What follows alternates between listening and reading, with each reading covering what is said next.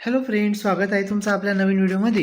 या व्हिडिओमध्ये आपण MPSC combine group C mains 2025 यामध्ये सेकंड आन्सर की आणि रिझल्ट कधीपर्यंत येऊ शकतो ते बघूयात। तर बघा, फर्स्ट आन्सर की ही आयोगाने पेपर झाल्यानंतर 12 जुलैला पेपर झाला आणि विदिन 3 डेज फर्स्ट आन्सर की जाहीर केलेली आहे।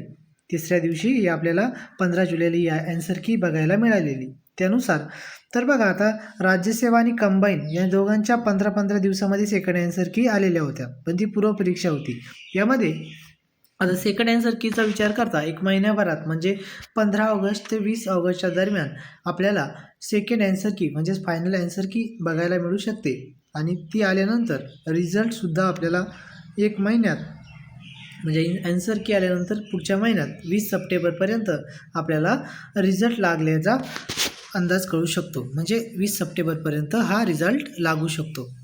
व्हिडिओ आवडला तर व्हिडिओला लाईक करा आणि आपल्या चॅनलला सबस्क्राईब करा।